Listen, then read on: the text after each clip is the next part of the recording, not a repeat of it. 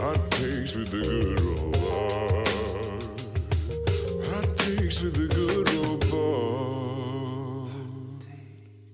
Hello and welcome back to the Good Robot Hot Takes. We've been on summer break and we hope you've had a wonderful summer. If you're in the Northern Hemisphere, if you're in the Southern Hemisphere, commiserations. We hope your winter has not been too terrible. But Eleanor, what have you been up to this summer?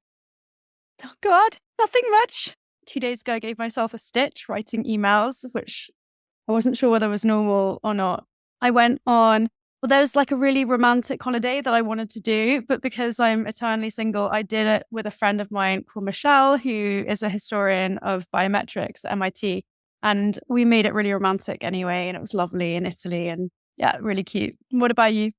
I mean, I think friend romance trips are so underrated. Like, I really have this dream of going on like a cozy friend romance holiday where we just sit by the fire and read books because my husband, the love of my life, is an academic who doesn't like to read, which is an interesting niche to hit and an interesting job choice if you don't like books.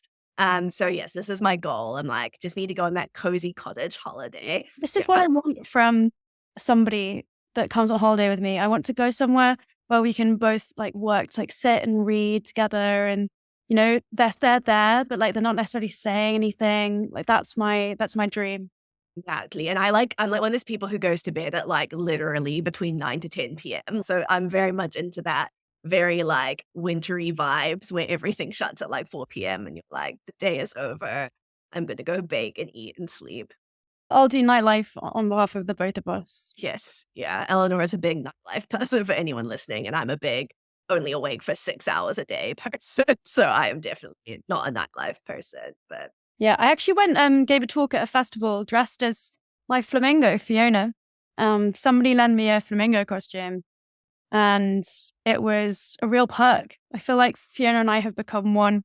And actually there were loads of other flamingos at the festival and I knew all of their names by the end. that's so delightful. I just feel like more academic and corporate talks should have dress up themes. Like, I think adult life just doesn't have enough dress up in general. I think that's why I never grew up in like a Halloween culture. Like, New Zealand's not very Halloween-y, and no one that I really knew was like into Halloween. But I feel like that's why it's such a big thing is everyone just wants to dress up. And if you're listening to this rather than watching it on YouTube, you should watch us on YouTube because otherwise you can't see Fiona the flamingo, and that's very sad. And both of us have washed our hair to be here today. So come and watch us on our YouTube channel and you'll find all our videos and hot takes there.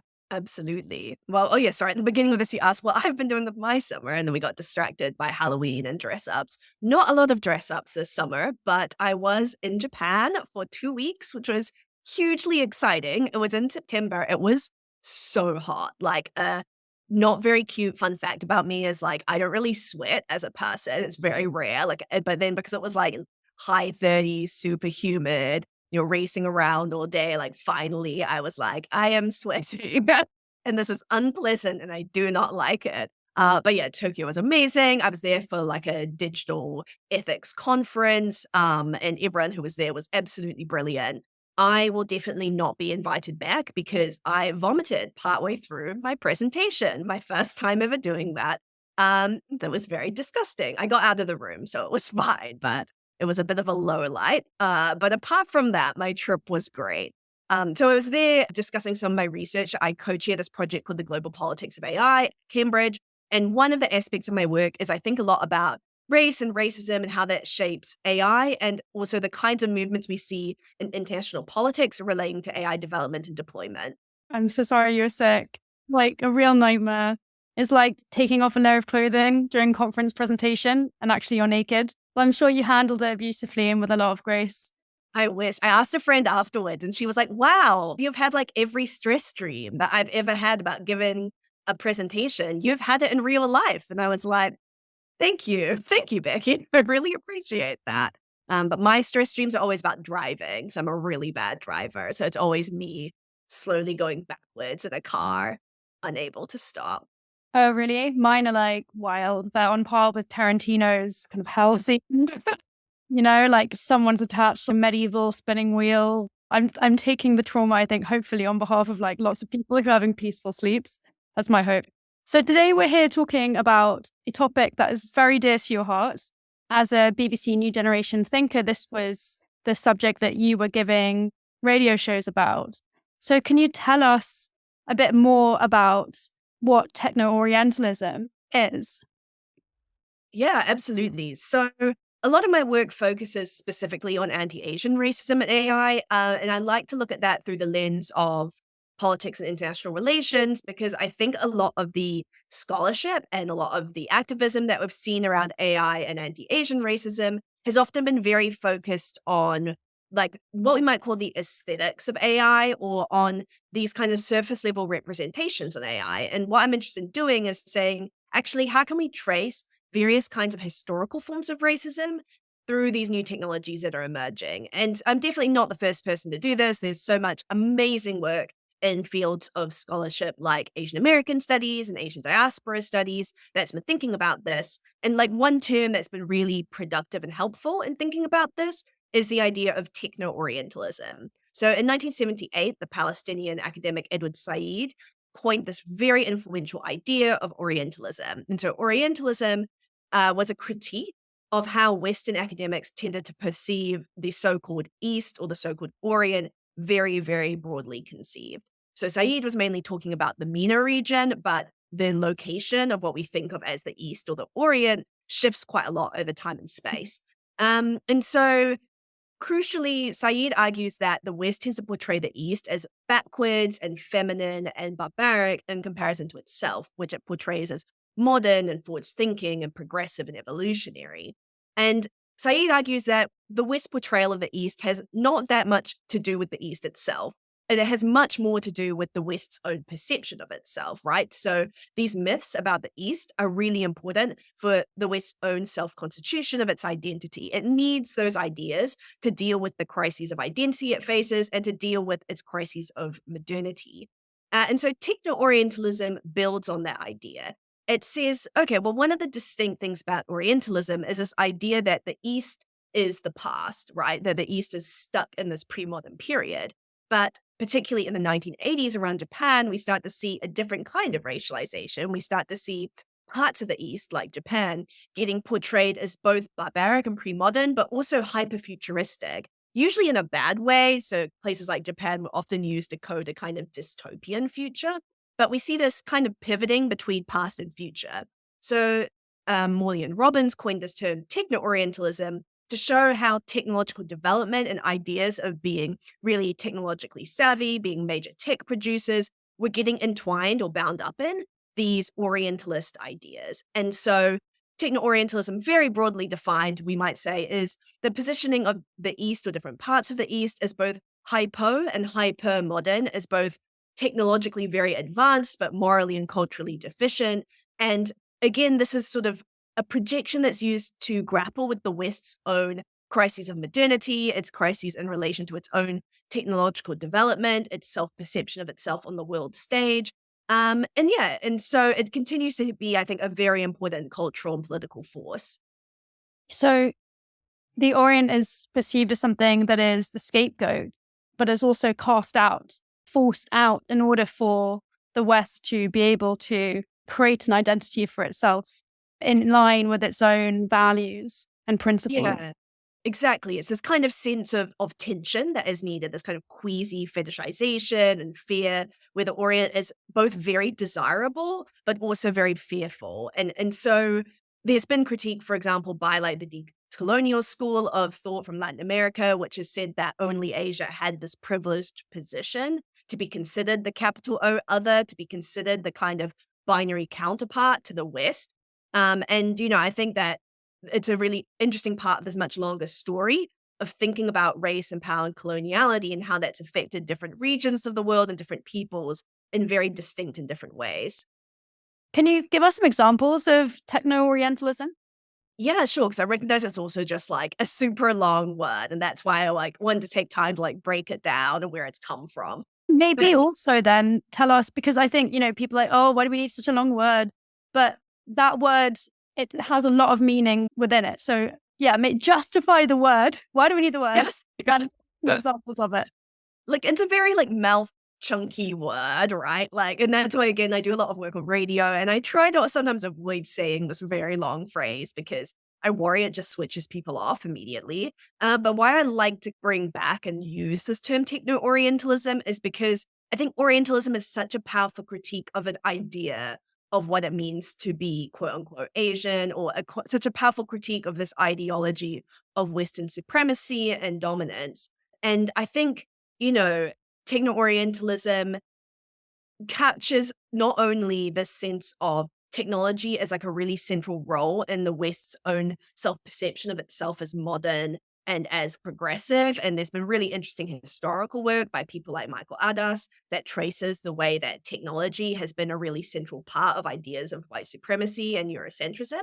But yeah, I think it also captures to me some really interesting gender dynamics as well, because like a key part of Orientalism is this portrayal of the East as like feminine in different ways. And as someone who comes from a background in feminist thinking and gender studies, and again, we're on a feminist podcast, like I think techno-Orientalism really helps capture these ideas of sort of queerness and sexual perversity and feminine passivity that have been completely, I think, inseparable from forms of Asian racialization. When like dominant power doesn't like something, they call it feminine. It's the same with nature, the feminization of nature, the rational man being put up against the hormonal periody woman. Yeah, and I think something that is also really important is that not only do we have the constitution of like the East as kind of feminine in particular ways, so think about Western obsessions with figures like the geisha, for example, we also have this very classic fear of men of color assaulting and attacking white women being a very, very common trope in a lot of the racist literature that we see kind of in the 19th and 20th centuries about sort of scaremongering around particularly Chinese, also Japanese ascendants on the world stage, right? So this idea of the so-called yellow peril, which is used to describe this kind of fear that Asia would take over the West, and that was attributed to both sort of movements on the world stage, but also to Asian immigration, and drove a lot of the anti-immigration bills that we saw in countries like the US, Canada, Australia, and New Zealand, among others. I think that there's sort of multiple layers of gender and of sort of gendered ideologies and logics and discourses that are getting, used and at play in the creation of this sort of fearful yet also desirable Orient. To what extent do you think that trope of white purity being undone by the Oriental, in inverted commas, man, is that a metaphor for society's kind of moral decay? I don't know whether you did the passage to India. I went to school in the UK. It's one of the ones that, you did. And there's that scene where she's like, oh God, now I can't remember. Maybe she's raped in a cave. That could be totally wrong. But the way that we were taught it in school was that it was this metaphor for the disintegration of purity by proximity to locals during colonization. And that fear, but also the longing is something that Said deals with really well in Orientalism.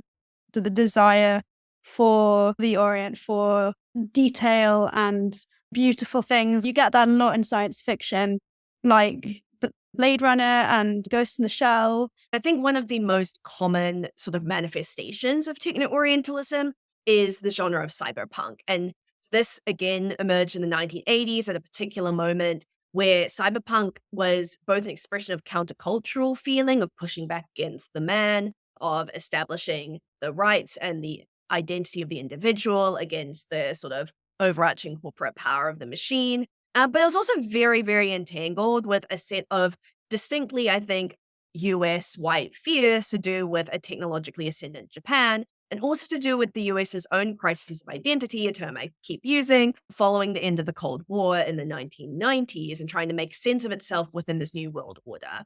And so what's really striking about things like Ridley Scott's Blade Runner and a lot of other cyberpunk-related material from the time is that it uses the aesthetics of Asia, or particularly, white lens on what they think Asia looks like, as a way to kind of dress sets, as a way to create an idea of the world that's in the future, but very specifically often a very bad world. So it's usually a world where the human has become indistinguishable from the machine or from the clone. So again, think of Blade Runner.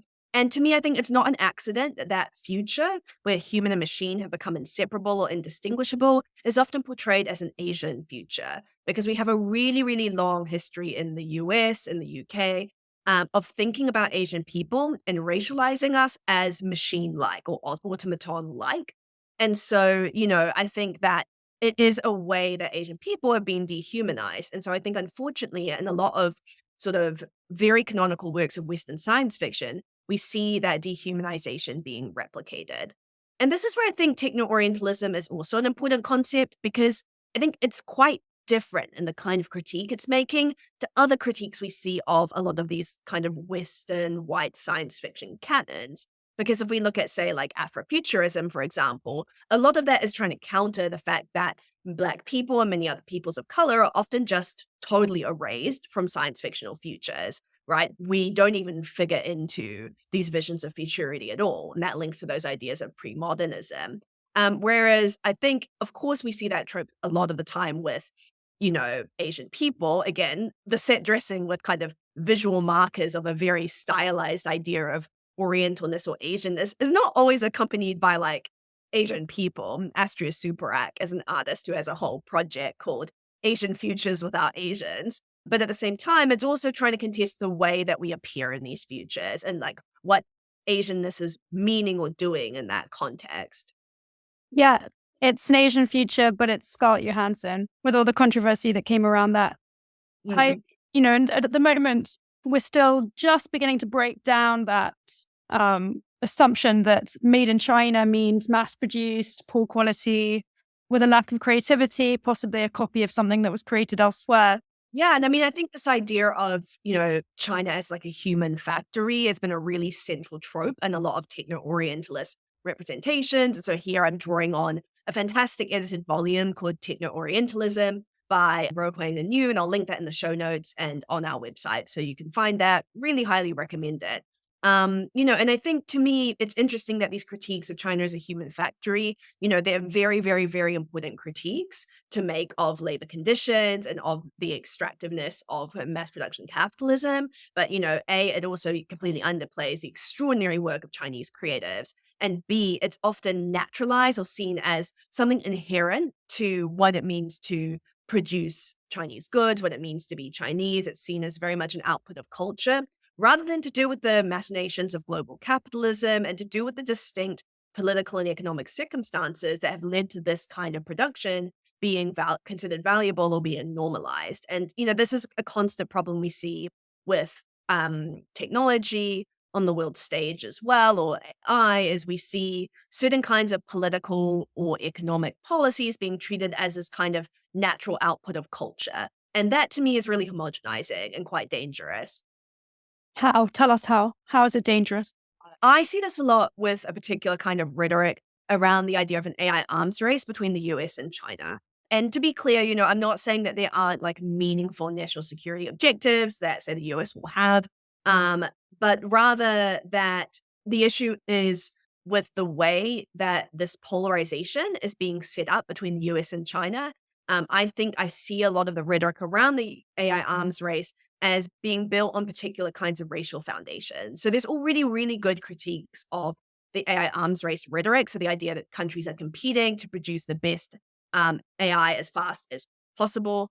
There's already been really good critiques of that through the idea that this undermines safe and ethical AI development, for example, because if people are just immediately trying to make something as fast as possible, there's a worry that they might jump ethical steps, right? That they might not put the necessary checks and balances in, they might not do the testing required. So there's an idea, I think, that this racing rhetoric or this idea of kind of competition rather than cooperation is potentially itself just quite a dangerous one.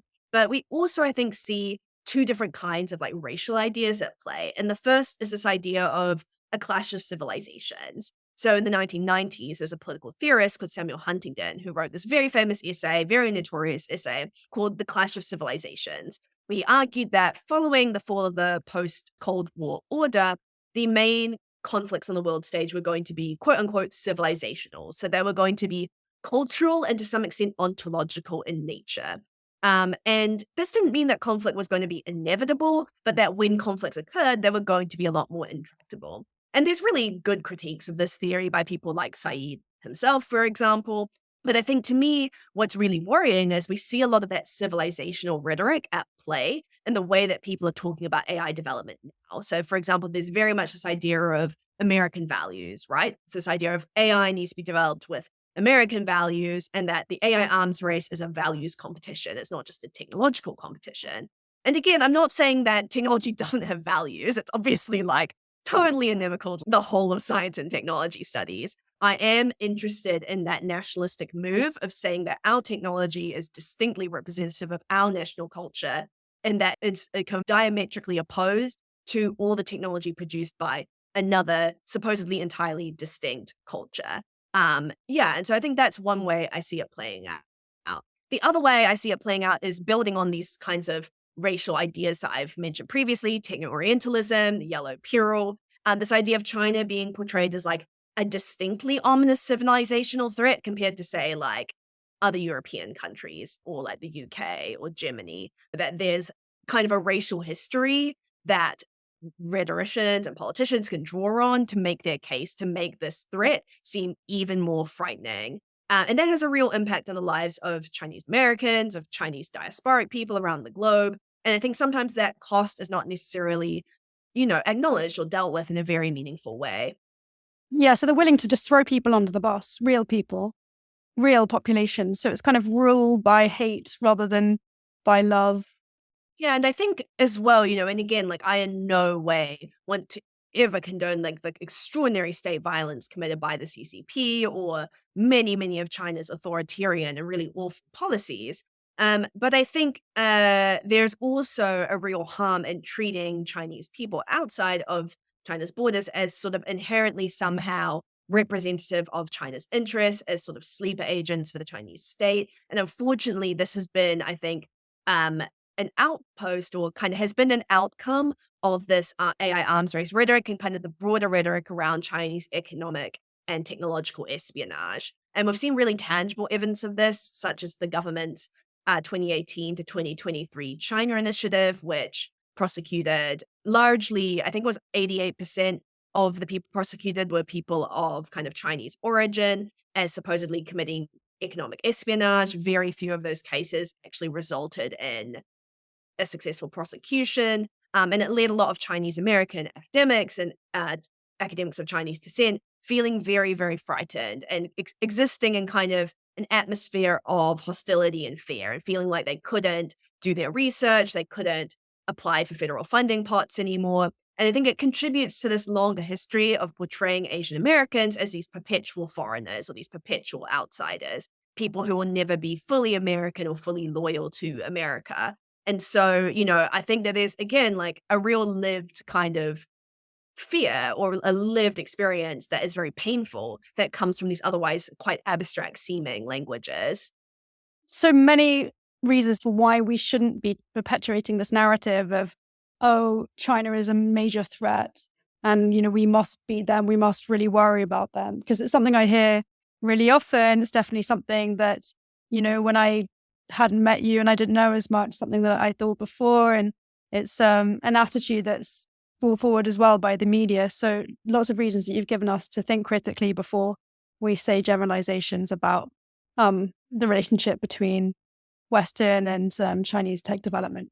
Yeah, and I think to me, I think the wrong conclusion to draw here would be to say, oh, this means we can't criticize China or we can't criticize individual Chinese people or Chinese lobby groups or anything like that. Like, I think these critiques are crucial and important. I think this, for me, my main concern is when does a critique that is ostensibly political become racial, which again, I think there's a lot of slippage there between China, the country as threat, and then a much longer racial history of Chinese people ourselves being constituted as threat. And then also, secondly, I just think a lot of, technological actors, particularly big tech companies, really weaponize this language, right, of sort of an existential clash with China. And they do it not because they're like really passionate about protecting people's human rights in China, but because, and again, we've seen really, really awful cases, say in India, where Facebook allowed hate speech to proliferate. And I'm sure there's many, many other cases to me showing that I don't really think most of these companies are like that invested in protecting human rights worldwide, but they're using this narrative as a way of getting government funding as a way of undermining antitrust laws so that the government won't break up their monopolies, and to generate more and more investment in AI as a national project. And so we see this in lots of different ways, from the CEO of Palantir writing this awful New York Times op-ed being like, we represent the nation with our surveillance technologies, through to a lot of big tech leaders, people like Mark Zuckerberg. I mean, Eric Schmidt is a really big player in this whole debacle, arguing that if you regulate us, we're going to fall behind China. And that narrative, I think is, to me, just like a very overt and manipulative political play. Can you tell us a bit about what diaspora is and why it matters to think about diaspora when you're talking about techno-Orientalism? Yeah, sure. So like my academic kind of lens is I'm working from Asian American and Asian diaspora studies. So I'm working very much as someone who is ethnically Chinese or multiracial, but who grew up not within China's borders. And my family left China like in the 1800s.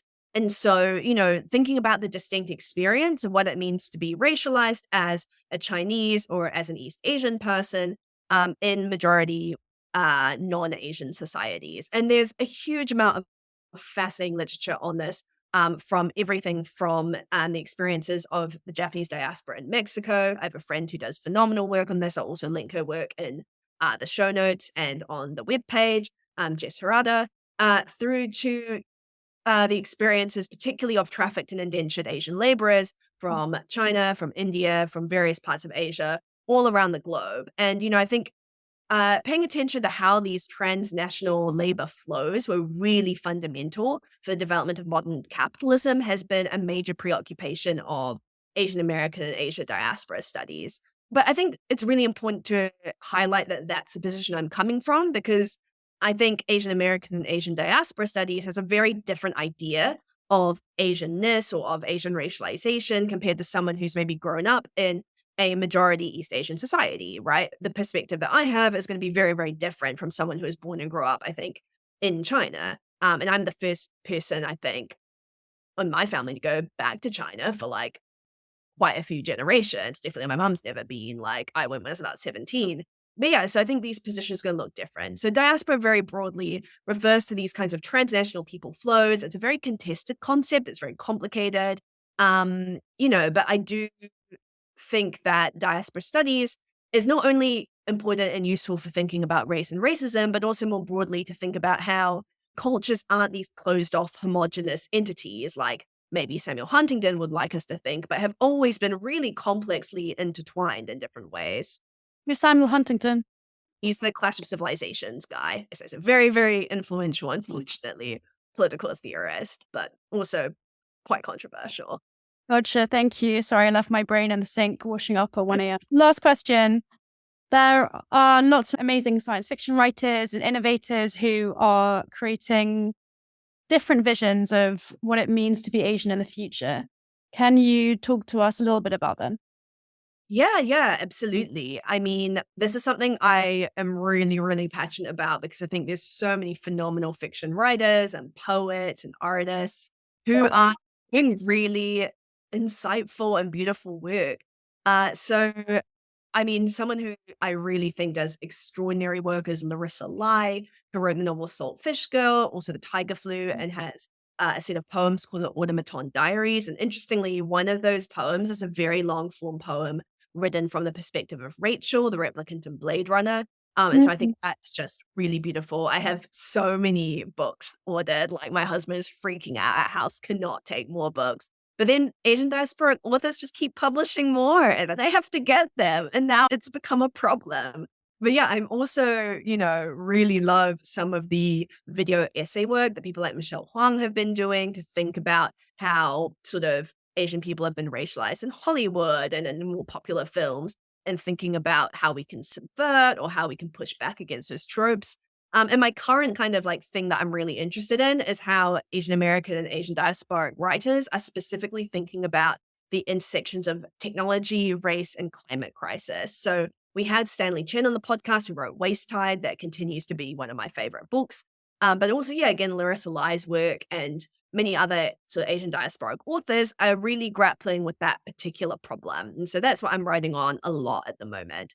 I will stop there because otherwise I could just keep going. Yeah, there's lots of really cool visions of the future, and we'll link them in the podcast notes so that you can have something to look at. 'Cause it's often easier to imagine or to understand what we don't want to see and harder to know what we do. And I think having this like plethora of different visions is also really important because there's also been great critiques by people like Wendy Chun of things like Ghost in the Shell, saying on the one hand, like, this is a really interesting and exciting vision of the future. This is my words, not her now, in terms of thinking about the relationship between human and machine. But on the other hand, it's also evocative of a particular kind of Japanese nationalist mindset. And so this is another aspect of techno-Orientalism that we haven't really been able to talk about, which is techno-Orientalisms, plural, or thinking about things like self-orientalization, how countries like Japan and China might often sell themselves on the world stage in relation to these Orientalist tropes, or, think of, say, the cool Japan trope and the centrality of things like